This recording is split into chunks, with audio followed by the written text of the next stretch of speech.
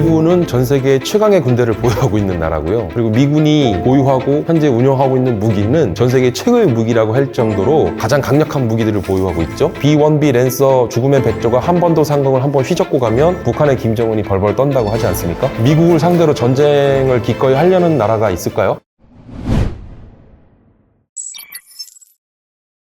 다른 나라를 침략하는 것 자체는 침략전쟁은 있어서도 안 되고요. 어떠한 명분이나 어떠한 이유에서도 침략전쟁을 지지하고 옹호하기는 좀 어렵습니다. 그런데 국제법에서도 명시가 돼 있죠. 선제타격, 분명한 공격 의도를 갖고 있고 적대 행위를 갖고 있고 그로 인한 위해로 인해서 자국의 국민과 영토가 침범당하는 피해를 입을 수 있다라고 하는 상황이 되면 선제타격을 할 수 있죠. 지금 질문에서 주셨던 미국이 다른 나라를 침략한다? 뭐 이유가 있겠죠. 어떤 이유가? 과거에 9.11 테러 가 벌어지고 나서 그리고 부시 대통령이 북한을 비롯한 몇몇 나라들을 또 악의 축으로 기정사실화하면서 그 이후에 이라크에 대량 살상 무기들 그런 생화학 무기라든가 위협 판단으로 사실 걸프전이 벌어지지 않았습니까? 그런 경우는 있을 수 있겠죠. 근데 이제 미국이 어떤 전쟁을 벌이거나 어떤 나라를 침공을 한 게 됐을 때 이제 전쟁을 벌이게 됐을 때는 세계가 글로벌화 됐잖아요. 그러니까 국제사회에서 전쟁의 명분과 실리가 중요하고 그리고 국제사회로부터의 공조와 지지도 중요해요. 국제사회로부터 지지를 받지 못하는 불합리한 전쟁을 벌인다고 했을 때 아무리 미국이라 한들 국제사회로부터 외면받고 지지받을 수는 없는 건 사실이죠. 그럼에도 불구하고 미국이 어떤 나라를 전쟁을 벌인다? 뭐 전쟁을 벌일 수 있겠죠. 그 상대는 중국일 수도 있고 북한이 될 수도 있고 뭐 이란이 될 수도 있고 충분히 그런 가능성은 있습니다. 그런데 말씀드렸다시피 국제사회로부터의 전쟁의 명분 그리고 그 전쟁이 지지를 얻을 수 있는지 그리고 그 전쟁을 통해서 궁극적으로 미국 자국의 국익만을 보호하는 것이 아니라 전 세계 평화를 위한 전 세계 평화를 위협하는 테러 국가들 또는 불량 국가들을 상대로 미국이 전쟁을 벌였을 때 국제사회의 지지를 얻는 것이 굉장히 중요하고 전쟁의 명분이 중요하다. 근데 과연 미국을 상대로 전쟁을 기꺼이 하려는 나라가 있을까요? 미국이 전쟁을 하기 전에 외교적으로나 정치적인 압박을 했을 때 그에 대해서 굳이 전쟁을 감수하면서까지 싸울 수 있는 나라들 과연 몇이나 있을까? 어제의 적이 오늘의 동지가 되고 또 어제의 동지가 내일의 적이 될 수도 있는 것처럼 철저한 자국 실리주의에 입각한 신현실주의에 우리가 살고 있다. 그리고 불안정한 국제정세 속에서도 사실은 국제사회의 명분과 자국의 실리 그런 부분들을 조율해 나가고 판단해 나가야 되는데 국가 지도자와 정치가 또 중요하더라. 최근에 뭐 대만도 보면 친미 노선의 라이칭더 대만 통통선거에서 승리를 하지 않았습니까? 또 우리나라는 지금 현재 윤석열 정부는 보수 정부로서 한미동맹에 대한 중요성 근데 이제 사실 국민의힘이나 더불어민주당이나 거대 양당 정치를 우리도 하고 있는데 민주당의 당원, 당규, 당령상에도 굳건한 한미동맹과 군사적 대비태세를 강화하고자 하는 것들이 분명히 명시돼 있거든요. 그런 부분들도 보자면 미국 중심의 세계 질서 체계 그리고 미국이 과거에 베트남전 이후에 벌어졌던 전쟁에서는 이라크 전쟁도 개전 7일 만에 전쟁이 끝나요. 미국의 승리로 끝나요. 근데 전쟁이 끝나지 않습니다. 전쟁은 7일 만에 종전 선언을 하고 미국의 승리를 전 세계로부터 선언을 했는데 이라크 전쟁 동안 어떻게 됐습니까? 7년 동안 안정화 작전에 실패하면서 미군은 절반의 승리, 절반의 실패였다.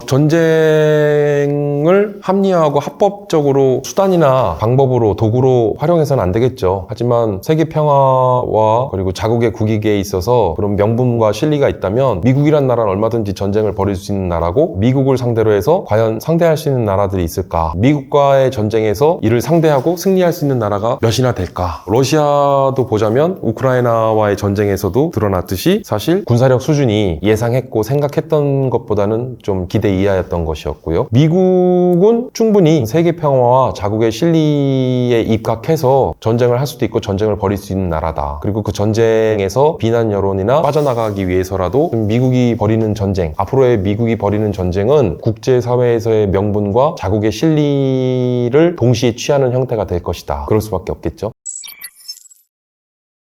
이것도 이제 우러 전쟁의 파장으로 여파가 미친 것으로 보여지는데 러시아 푸틴 대통령이 벨라루스에 핵 발사 기지를 건설했죠. 핵무기를 배치를 했는데 지도를 보면요. 우크라이나 북부에 벨라루스란 나라와 폴란드가 있어요. 동부 지역에 벨라루스가 러시아와 국경을 맞닿아하고 있고 러시아 푸틴 대통령은 벨라루스에 핵 발사 기지를 건설한 거죠. 그거는 이제 우크라이나도 압박하지만 우크라이나 북부에 위치한 폴란드와 남부에 위치한 루마니아 등 그 주변 국가들에게도 굉장히 위협적인 그런 것 것들을 보여준 거죠. 탈냉전이라고 하는데 1950년대로부터 1990년대까지 1991년 구소련이 페레스트로이카, 글라스노스트라고 하는 개혁 개방 정책을 펼치면서 러시아로 탈바꿈화되는데 분리 독립 국가들이 있어요. 그래서 과거 구소련의 위성 국가들이었던 카자흐스탄, 우즈베키스탄, 우크라이나, 벨라루스도 마찬가지고. 그래서 그때 당시에는요, 우리가 그걸 CIS권 국가들이라고 하는데 우크라이나도 핵무기를 갖고 있었어요. 벨라루스도 핵무기를 갖고 있었어요. 근데 당시에 전 세계적인 핵무기 비확산, 그래서 핵무기를 감축하자고 하는 국제 레짐이 그때 이제 기저가 확산되면서 미국 정부가 우크라이나 정부를 설득을 합니다. 핵무기를 포기하는 대신 군사적 지원을 해주고 군사 동맹으로서 준하는 우크라이나에 대해서 다른 국가, 가령 러시아나 이런 국가로부터 침략받을 시에 미국이 기꺼이 군사적 지원을 하고 원조를 하겠다. 그리고 우크라이나와 러시아 전쟁이 벌어지기 전에 미국을 비롯한 서방 나토 회원국들이 러시아 군이 우크라이나 국경을 침범하는 순간 군사적 개입을 강행하겠다라고 경고를 했는데 무의미해졌죠. 미국이나 나토 회원국 그 어느 나라도 우러 전쟁에 직접적인 군사 개입을 안 하고 있습니다. 그러니까 우크라이나는 억울하죠. 핵무기가 있었다면 러시아의 푸틴이 절대 우크라이나를 침공할 수 없었겠죠. 벨라루스도 핵무기가 원래 있었어요. 구소련이 해체되면서 벨라루스에 핵 발사 기지가 있었어요. 핵무기 발사 기지가. 근데 핵 확산 금지 조약에 따라서 핵무기 감축 기저에 따라서 벨라루스도 스스로 핵무장을 해제를 했는데 푸틴 대통령이 지금 벨라루스 현 대통령은 강경 친러파 인물인데 벨라루스가 다시 핵 보유국이 된 것이 아니냐는 얘기를 하는데 러시아가 발사 기지를 설치해서 핵무기를 배치를 한 거지 그건 러시아 무기지 벨라루스의 무기는 아니니까. 다만 벨라루스 영토 내에 핵 미사일 발사 기지가 건립이 돼 있으니까 어쨌든 벨라루스와 러시아 양국 간에 동의를 한 거 아닙니까? 벨라루스 내에 핵 무기 발사 기지가 있는데 주변 국가들이 벨라루스를 감히 침공하려 들까요? 벨라루스로 하여금은 사실 직접적인 핵무기를 보유하진 않았지만 핵무기를 보유한 효과가 나타나겠죠. 일종의 강력한 보험을 든 거죠. 영국의 핵무기를 재배치하는 미국의 일련의 행동들은 러시아 푸틴의 벨라루스의 핵무기 기지를 재배치하는 것으로부터 시작해서 우크라이나 전쟁이 만약에 러시아의 승리로 지금 러시아가 이길 것 같아 지금 상황으로 봐선 안타깝지만 그랬을 때를 대비한 일종의 그런 시나리오를 갖고 가는 거 아닌가. 영국 본토에 핵무기 발사 기지를 건설한 것은 일련의 과정 속에서 미국의 군사적 대비 행위였다. 그렇게 보여집니다.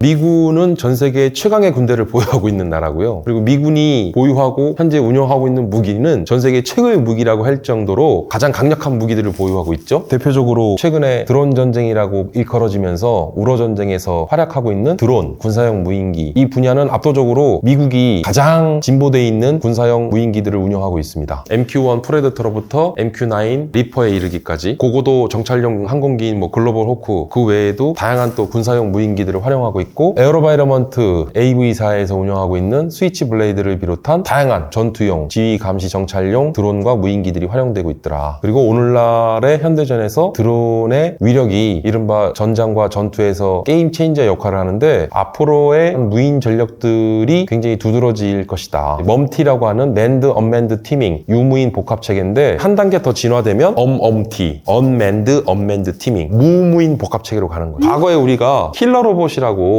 인간을 본던 휴머노이드 로봇이나 외골격형 수트를 입거나 견마형 로봇을 전투에 투입하거나 우리가 영화 속에 과거에 상상하던 SF 공상과학성 영화 얘기들 그런 것들이 이제 앞으로 미래 전장에서 나타나다라는 거죠. 그런 것들을 제너럴 아토믹사나 무인 전차, 소부대용 무인 전력들이 지금 계속 개발되어지고 전력화 배치되어 가면서 미래에 우리가 상상 속에만 생각하던 로봇 전투 무기들에 대한 부분들 지금 미국 무인 전력들도 미군이 가장 앞서고 있고요. 최근에 공군력은 F-35를 비롯한 F-22는 조기 퇴역을 했지만 F-35 기종도 필적할 정도의 강력한 전투기를 보유하고 있고 B-1B 랜서라고 하는 일명 죽음의 백조로 불리우는 전천후 전략 폭격기 B-1B 랜서 죽음의 백조가 한 번도 상공을 한번 휘젓고 가면 북한의 김정은이 벌벌 떤다고 하지 않습니까? 미 해군이 가지고 있는 항공모함 전력은 핵 항공모함과 핵 잠수함이 있어요. 항공모함과 잠수함이 원자로로 가동되는 발전시설을 함정 내에 설치를 해서 원자로 핵 발전 에너지를 갖고 잠수함과 항공모함을 운영하는 거죠. 핵 항모는 이제 니미츠급이라고 얘기를 하는데 10개의 항공모함을 운영하고 있고 워싱턴급, 그 다음에 켄터키급 미국의 3대 핵 전략 중에 가장 중요한 자산 중에 하나가 핵 잠수함인데 방금 말씀드렸던 그런 잠수함 전력들 매우 강력한 무기들을 갖고 있죠. 미군이 보유하고 있는 ICBM이라고 하는 대륙간 탄도미사일 잠수함에서 발사되면 SLBM이라고 해서 잠수함용 대륙간 탄도미사일이 있는데 미군은 SRBM, MRBM, ICBM, SLBM 그리고 오늘날 우리가 얘기하는 미국에는 마하 5 이상의 극초음속으로 날아가는 이걸 하이퍼소닉 미슬이라고 하는데 극초음속 미사일도 미군이 개발해서 보유하고 있죠. 그래서 극초음속 미사일 개발에 성공해서 보유하고 있는 나라가 러시아, 중국, 미국. 2021년 12월부터 북한이 극초음속 미사일 발사 실험을 동해상에 미사일 발사 실험을 했는데 그게 극초음속 미사일로 알려지게 됐죠. 북한 그리고 우리나라는 또 강력한 현무 시리즈. 그래서 현무도 발사 속도가 최대 마하 5에서 10까지 극초음속 미사일로도 버금가는 우리나라 등등 이런 나라들이 극초음속 미사일을 또 개발해서 하고 있는데 우주의 신의 지팡이라 불리우는 텅스텐과 티타늄 합금으로 만든 1m짜리 막대기가 있는데요. 이 막대봉을 대기권 밖에서 위에서 지상으로 낙하시키면 엄청난 속도로 지상에 내리꽂으면서 핵무기의 파괴력과 버금가는 이제 우주 무기죠. 미국에서는 이걸 개발하면서 신의 지팡이라고 이제 지칭했는데 이러한 강력한 우주 무기도 개발하고 있어요. 우스갯소리로 중국 정부도 미국이 우주 무기를 개발하면서 이런 신의 지팡이를 개발하고 나니까 중국도 유사한 무기를 개발했는데 개발 무기의 이름을 신의 회초리라고 지칭했다고 얘기를 하더라고요. 그래서 미국은 지상의 무기체계로부터 해상과 공중, 우주에 이르기까지 어마무시한 이러한 무기들을 개발해서 보유하고 있습니다. 미국과 전쟁을 해야 되는 나라는요 굉장히 두려울 거예요. 만약에 미국이 전쟁을 벌이거나 미국과 전쟁을 해야 되는 나라가 있다면 미국은 그동안 보여주지 않았던 새로운 신무기를 꺼내들 겁니다. 전쟁에서는 상대국 또는 상대방이 어떤 무기를 어떻게 공격해올 것인지가 예측돼야 되는데 이게 예측이 안 될 때가 가장 두려워요. 근데 미국은 그동안 등장하지 않았고 그동안 보여주지 않았던 정말 강력한 새로운 신무기를 들고 앞으로 전쟁이 벌어진다면 미국은 여지껏 보여주지 않았던 새로운 신무기를 꺼내들게 될 것이고 그러한 미국을 상대로 해서 전쟁을 해야 되는 나라는 공포 그 자체겠죠. 최근에는 미사일이나 미군이 개전 초기부터 항상 등장하는 무기가 있어요. 전쟁의 시작을 알리는 무기. 그게 바로 토마호크 미사일입니다. 토마호크 미사일은 순항 미사일이에요. 그러니까 미사일을 크게 두 가지로 분류하면 탄도미사일과 순항 미사일로 분류하는데 탄도미사일은 중력에 의해서 탄도곡선으로 날아가는 미사일 그리고 순항 미사일은 미사일 뒷부분에 하나드라고 하는 꼬리날개가 부착돼 있고 구동기와 전동기를 활용해서 발사 이후 상하 좌우 방향을 전환할 수 있어요. 탄도미사일은 무거운 중량의 물체를 싣고 빠른 속도로 날아갈 수 있다는 장점이 있지만 속도와 방향을 바꿀 수 없다라는 발사 이후에는 단점이 있고 순항 미사일은 탄도미사일보다는 적재 중량이나 속도는 느릴지언정 대신 발사 이후에 이동하는 목표물도 정확하게 추적해서 GPS 송수신기를 달고 있기 때문에 위성으로 GPS를 활용한 이동하는 물체에 대해서도 정확한 타격이 가능할 뿐만 아니라 발사 이후에 방향을 전환하고 속도를 조정할 수 있다는 거죠. 근데 극초음속 미사일은 좀 달라요. 극초음속 미사일은 탄도미사일과 이러한 순항 미사일의 특징을 동시에 갖고 있어요. 그래서 이제 어마무시한 무기가 이제 극초음속 미사일이라고 하는데 이런 미사일로부터 발사 수단 플랫폼들이 만들어져 있는데 또 중요한 게 포탄이에요. 탄 자체도 진화하고 있어요. 과거에 램제트탄이나 그다음에 오늘날에 또 인공지능탄 개발되고 있고 오늘날 현대전장에서의 특징은 초장서정화됩니다. 포병 전력이 지상 화력 체계가 화력 투발 플랫폼과 투발 체계가 이 투발되는 탄까지도 진화하고 있는 거예요. 램제트탄이나 155mm 포탄 경우에는 기존 보통 40에서 50km 사거리가 최대 60에서 70km까지도 사거리가 연장된 거예요. 인공지능 탄으로 탄 내에 AI 인공지능 알고리즘들이 적용이 되면서 탄이 스스로 스마트화해지는 거죠. 그래서 탄에 의한 적의 살상률, 피해율, 속도와 좌표를 또 송수신 받으면서 탄이 이제 스스로 목표물을 찾아서 공격하는 똑똑해지는 거죠. 인공지능 기술과 다양한 첨단 기술들이 접목되면서 그런 또 스마트 탄을 개발하고 활용하고 있는 나라가 미국이고 가장 많은 연구가 진행되고 있는 것도 미국입니다. 우리나라도 풍산이라는 방산업체에서 155mm 포탄의 사거리 연장탄이나 그 외에 다양한 스마트탄을 연구 개발 중에 있습니다. 사거리 연장탄은 이미 개발이 됐고요.